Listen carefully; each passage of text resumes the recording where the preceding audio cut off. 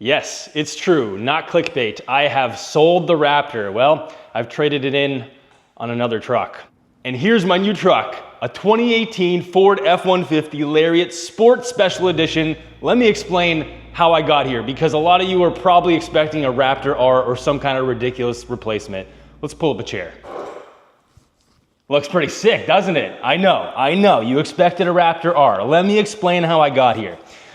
It's a 5.0, don't worry, it's not an EcoBoost. It's a Coyote, it's a 3rd gen Coyote. They do have some inherent issues, which I will address in the video. This also has a 10-speed, the 10R80, which also has some inherent issues. I'll also explain the badge too. So, I bought this used. I bought this from Kitchener Ford.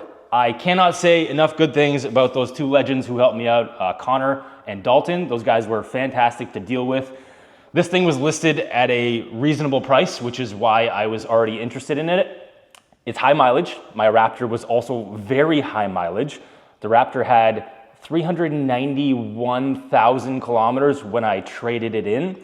And this one has 216,000 when I bought it. So half the mileage, which to me is nothing, but to the internet, they might be infuriated as to why I bought a high-ish mileage Gen 3 Coyote. And we'll see if that pays off over the long term or if I did make a mistake, because there are some issues, like I said. But let's focus on the good stuff. I got myself a new truck. I love this thing. I absolutely love it. It did take me about 2 days to get over missing the Raptor, because, man, I drove this thing home like, yeah, it is pretty nice. Like, trying to convince myself, but I know it's nice because it feels like a brand new truck. It literally feels like the 2025 trucks that I get to drive these days. But it's a 2018. And I'm gonna show you the interior because this thing is pristine inside and out. So let me just give you a quick tour. This thing has basically no dents, no scratches. Well, there's some minor stuff, but for having 216,000 kilometers, it's pretty much flawless is what I would say. It's in way better shape than my Raptor was in terms of like the body and stuff. Raptor had really good paint and all that stuff, but this thing is solid. It's a full aluminum body. Shouldn't rust because it's all aluminum. The frame is obviously steel, which is also in pretty good shape. It does have some typical Canadian rust spots, which I'm not worried about. But this thing's in really, really good shape. So let me just show you the interior. Check this out. Yeah, so it's got really nice handles to open the doors and close them. Has proximity, which you just tap that and you open it, and this one to lock it. Love that. Didn't have that on my Raptor. Look at this. This is the Sport Special Edition, so I did have to get some kind of red accents on my interior because apparently I'm not allowed to buy a Ford without some kind of red or orange interior. I also have that in my Cobra, the 10th anniversary over there with the red interior. But look at this thing. You can't even tell that this has 200,000+ kilometers on it. Like, it is basically flawless. This thing is also fully loaded. So I'll explain how I got myself into a Lariat and the things that I was considering before I actually got this thing. But like, look at this thing. This is like a full luxury truck. I love it. I got my son's car seat in there. He loves this thing. Rides nice and high. Has so much room in here. I did go for the Super Crew because it has all the extra space and towing capacity, which I will also address in this video. So, look at that. Ample storage. It is perfect for my needs right now. It's got Apple CarPlay, has all that crazy modern tech. Like I said, this thing's fully loaded, has 360 cameras, has upgraded sound system, has literally everything that I could ever ask for. It has little LED lights on the mirrors. Like, man, I love this thing. Now, I did transfer over my old tonneau cover. It's not supposed to fit this generation, so it doesn't fit perfectly, but it does actually fit pretty well. I did have to modify it very, very slightly. These taillights, like everything's so sick about this, painted bumpers and all that. Yo, shout out. I'm taking this thing off, but you guys get one free shout out because you guys were so great to deal with.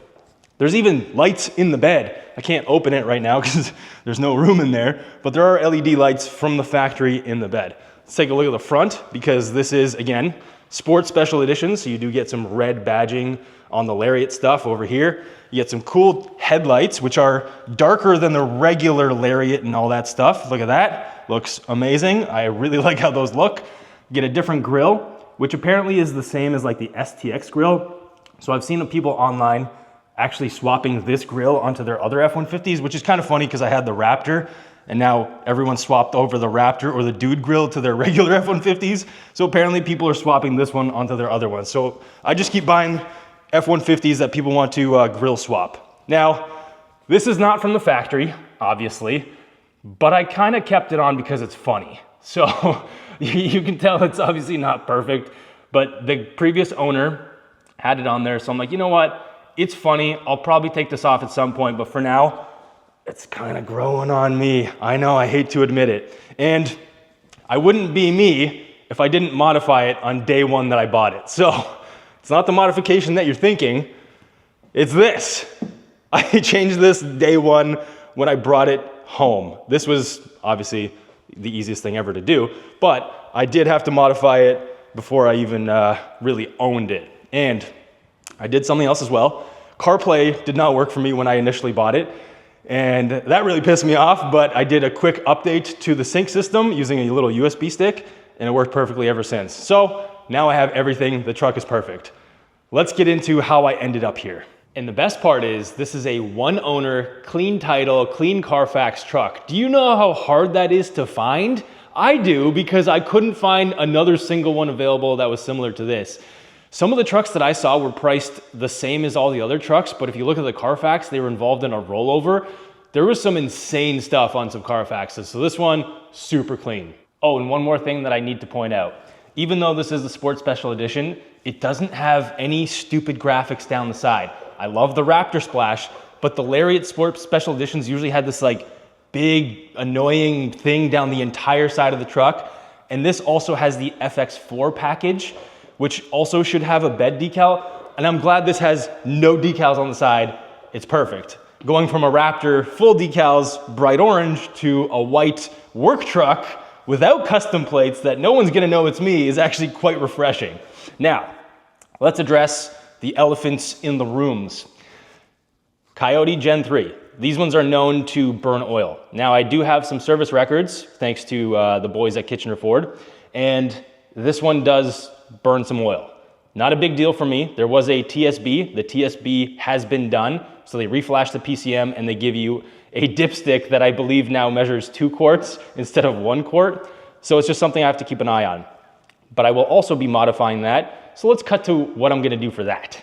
A J&L air oil separator. I've got the exact same system on my Cobra. It's super easy to install. I love this system. It's very easy to empty. So that's where we're gonna be installing on the truck.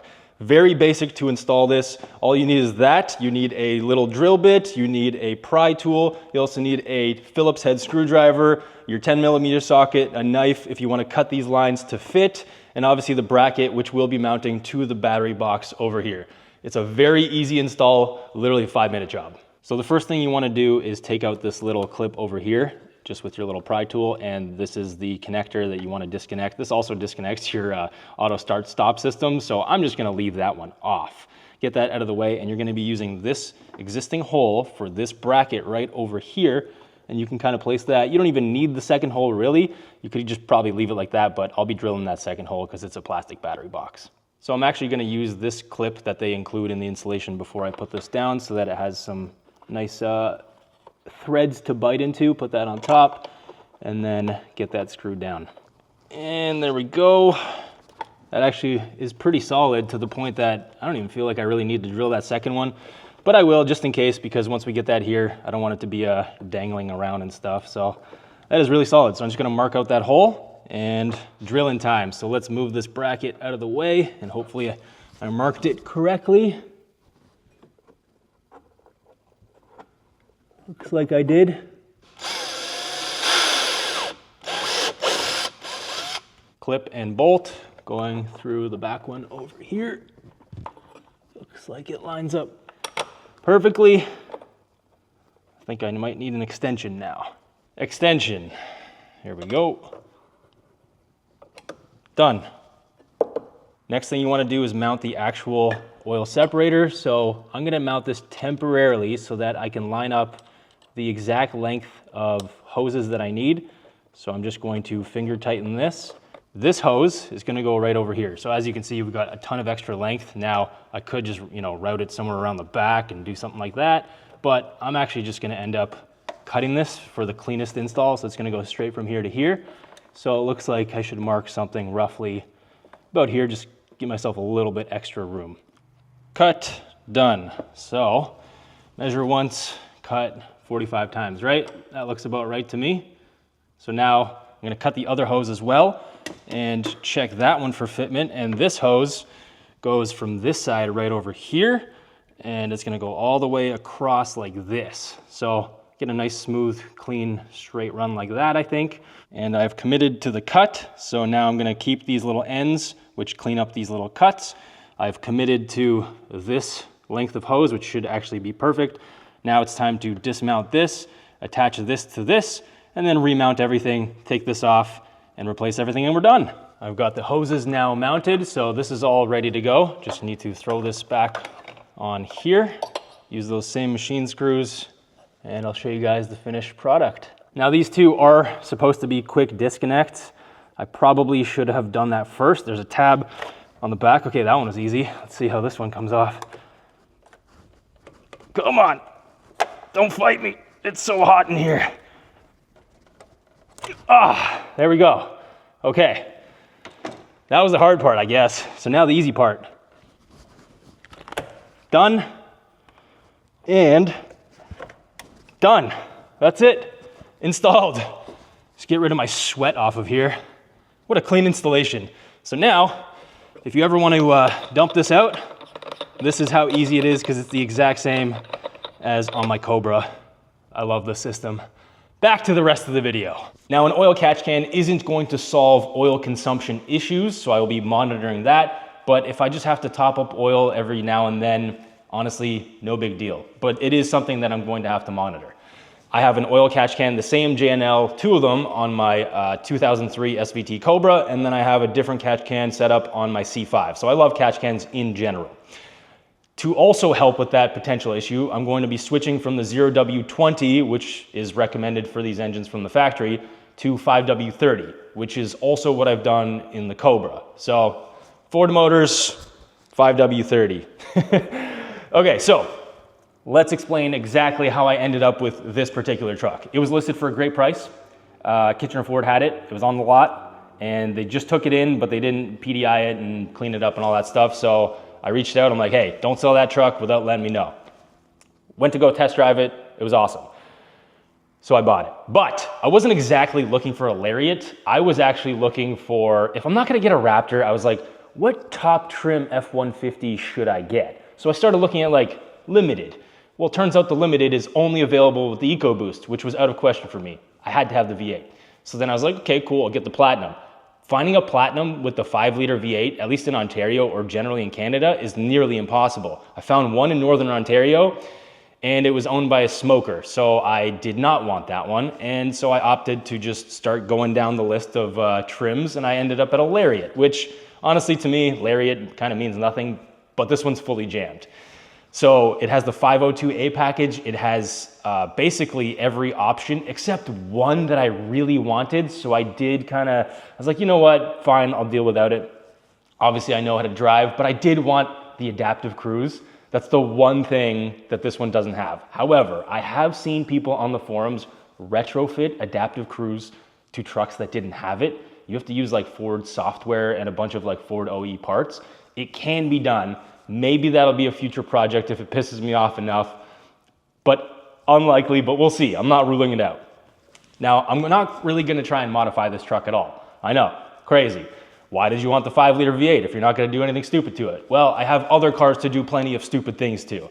This is going to be my tow vehicle. So I am going to be towing my C5 Corvette drift car, which is right over here, to the racetrack. And I also bought a trailer. So surprise, that's what I'm gonna be doing. So I wanted something that could tow. And the Raptor in Supercab configuration, that's the one thing it couldn't do. It can only tow 6,000 pounds. This thing, in this configuration, with this axle ratio and all that stuff, can tow just over 9,000 pounds. Now, speaking of that axle ratio, this one has, in my opinion, the worst one. It's the 331. However, it gets really good fuel economy because of that. So this thing, on a full tank, I've seen over 900 kilometers because it has the larger fuel tank, which was an option as well. And so having to not fill this thing up for like a month or something is insane. That's maybe even 2 months. Like that's absolutely crazy. So I've been towing with this thing already. I've got a Honda Pioneer that I towed with it. This thing basically didn't even feel that thing. It was so lovely to tow that. And while towing, I was getting better fuel economy than I ever got on the Raptor not towing. So, you know, I really like that. This thing not towing gets like 12 or 13 liters per 100 kilometers on the highway, which is seriously impressive. So as much as it would be nice to have that 355 or 373 axle ratio, because the truck doesn't feel that fast. The Raptor had a 410, which is very aggressive. It would be nice to have a 355 or a 373, but like if I want to go fast, I'll just drive one of these two other cars. Now, speaking of those options, this thing has $13,750 in options alone. Ridiculous. Like this thing has basically new truck stuff like trailer blind spot monitoring or blind spot monitoring in general. I didn't have any of that stuff in the Raptor. It's just like nice to have modern amenities. As much as I like could drive without them, it's nice to have them, especially like a 360 camera and stuff. So the Raptor had like a 1-inch reverse camera that was in the mirror. So trying to hook up a trailer with that, if the sun was shining, you couldn't even see the hitch. Like it was really difficult. I was living in hard mode. This thing, let me tell you, it has trailer backup assist. Now, I've never actually used trailer backup assist, but I'm excited that it has it. Because my driveway's got a weird configuration, so I'm gonna try it out at one point. Maybe I'll show you guys what it looks like in a parking lot, but there's literally a knob to just control where the trailer goes. Yeah, sure, you should know how to do it yourself, and I do, but like in a tight situation, it'd be nice to just have this little knob. So I do have the actual build sheet from this, was brand new, and this thing was $72,799 back in 2018. So it lost $44,800 in value in 7 years. $44,000 in 7 years. Yeah, so that's why I like to buy used trucks that are already depreciated, just like my Raptor was, and just like this thing is. Now this thing will probably continue to fall faster than the Raptor did because I also still have, sorry to the new owner, I kept the build sheet from my old Raptor, and that thing was like 50-something thousand brand new in 2010. So that thing retained pretty damn good value. Yeah, I know there's inflation and all that stuff, but doing the year-over-year math on this thing, it loses $6,400 per year. That's a lot. That's a lot to lose per year. So now that it's pretty well depreciated, I'm hoping to lose a lot less per year, but I'm not looking at that stuff. I really don't care. I bought this for function. This is a utility vehicle for me. It's to take my family onto road trips. It's to take my Corvette onto the racetrack. It's to pick up people's vehicles and transport them around, possibly make even more dumb decisions and buy more used vehicles, because now I'll have a trailer and a truck to just show up and like, here's some cash, take it, I got a trailer. So, you know, maybe I'll get some ridiculous stuff, but at the time, I'm not looking for anything new. Now, I know what you're thinking. Jacob, did you consider any other vehicles except an F-150? I did actually. I know I'm wearing a Ford shirt, but I looked at Toyota Tundras, and the price to feature ratio for similar years to this just didn't add up. I understand that you're paying for reliability, but then you have more mileage. The engine's basically bulletproof, but the frames tend to rust, so I don't want to deal with rust. I ultimately decided against them, even though they do have V8s. Now, I looked at Ram 1500s as well. I'm just not as familiar with them, and I don't like them as much as F-150s. So then I looked at the GM counterparts, like the Silverado High Country or the, what's the GMC Sierra 1500 Denali. So I looked at those two. But again, ultimately, I didn't like the price to the quality and all that stuff. Like I love how these trucks are laid out. And the 6.2s have some issues as well. The transmissions also have some issues. I know this one also has some issues, but I'm just more familiar with this, so if I'm gonna go to that platform, then whatever. I have my Corvette. I'm not like a Ford versus GM guy. I'll drive anything. I don't care as long as it has a V8. So ultimately I was like, you know what? No EcoBoost, let's go Coyote. Now, one of my favorite features about this that also drew me to this. I know this is stupid, but I love this on my Raptor. So I can lock the doors with this, and then I can also input my door code to unlock the truck with it, and I don't have to have anything on me, which is so nice. And then again, I just love having, you know, this. Other trucks have that, but this, love it. This thing has so many cool features that I'm so excited about. It even has remote start. Yeah, that's right, look at this. So now that it's on, I'm gonna open the garage, unlocked. I'm gonna open the garage door, get this thing outside, and give you guys a better look. Dude, look at this thing. I even have memory seats. Look at this stuff. Oh, I even have home link. So now I program it to open my garage door from within the truck. I know, these are features from like 20 years ago, but I'm just excited to have them. Now this is the Coyote V8, so I do want to give you some revs. Keep your expectations in check because it is bone stock, but I want to let it warm up before I give you some revs. So I'm going to take some time to go over this interior, which is perfect in my opinion. This is the best generation of F-150 interiors for its simplicity and functionality. Got Apple CarPlay, like I said, it works great. We've got Sync 3, which has been perfect. We got a heated steering wheel in here. We also have it in the climate controls, but you can also just use all of the physical climate controls down here. And like I said, this thing's fully loaded. So we got cooled seats, we got heated seats. Perfect, that's all I ever wanted. We got a volume knob, tuning knob, 360 camera, hill hold, all that fun stuff, or hill descent. Oh, one thing I forgot to tell you guys about. I did modify this truck as well on day one. This has auto start stop, and I hated it so much that I disconnected a little connector in the engine bay, and it permanently disables auto start stop.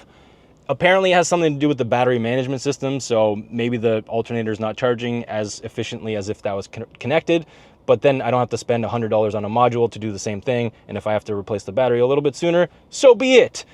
I hated auto start stop, so that's how badly I wanted that gone. But now the truck is literally perfect without that on. Okay, so like I said, this has trailer backup assist, so you can actually just push this and turn it on or off. You can add a trailer, trailer backup assist, and I've actually added the Honda trailer and just kind of like kept track of mileage. All of the towing features in here, which I'll get to, are incredible. So this is how you control a trailer once this is all set up. I'm excited to actually try it out.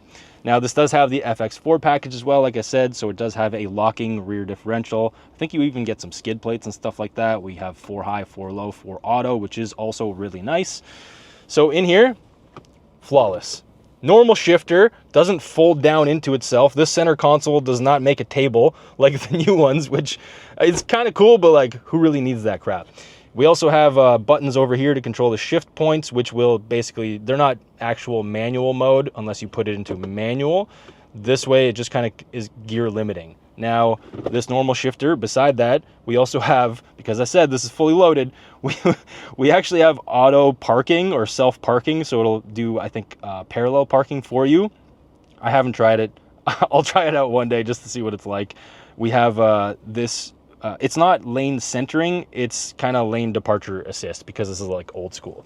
And the missing features, like I said, would have been right here, would have been adaptive cruise where you set the distance right here. So I just have regular cruise, which again, I'm okay with, but we'll see in the future. And then over here, we got a nice bunch of buttons over here, which is all standard stuff. We got those nice buttons to illuminate the mirrors on the outside, and then this is all standard regular stuff. Oh, and we have lights down here, which is also really cool for the bed. And then we also have fog lights, which are brand new. Thank you, Kitchener Ford, for replacing those because they're a little bit worn out. So let's go through this stuff really quickly. All the features in this are honestly incredible. From what I'm used to in the Raptor, which is literally nothing, like having access to all this stuff, like a digital speedo, all these engine hours idling, like towing information, towing status. When you're actually towing, some of this stuff is very useful. And if you're new to towing, having this like trailer setup and all this stuff, like there's a regular checklist. Like, check this out. We'll go through this. So just so you don't forget, you don't do the wrong thing, you just hit okay every single time you do something, and then you know exactly how everything's set up. It's really cool for somebody who is towing inexperienced like myself. Now we have our off-road status, which I think is called Raptor status on the Raptor.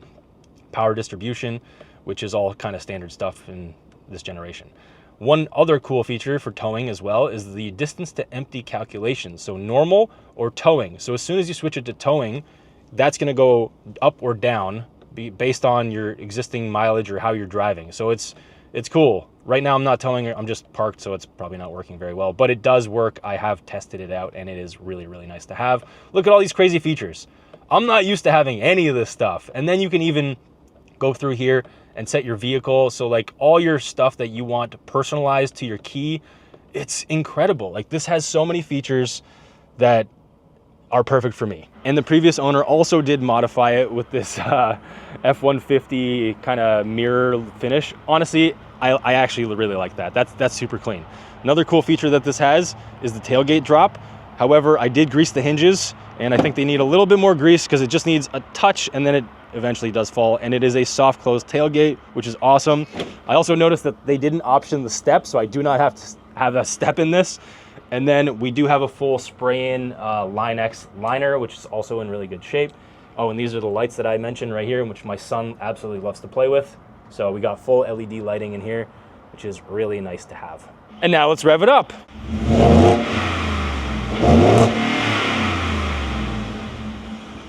Eh? How did that sound? It's really quiet inside, I'll tell you that much. Also, this square exhaust tip is super strange and I definitely don't love that, but we'll see if I change that. So that's it. Let me know. Oh, one more thing. Look at this giant panoramic moonroof. My son loves it, although we often keep it closed, but like I have that, so that's nice. Let me know what you think of my new truck because I am so excited about this thing. Honestly, it's just so nice having a modern truck. Like, it's just so nice. I loved my Raptor. This isn't like a real replacement for it. Maybe I'll get a Raptor R in the future, but it's the replacement for right now because it does everything that I needed to do right now. Let me know in the comments what you think of my replacement.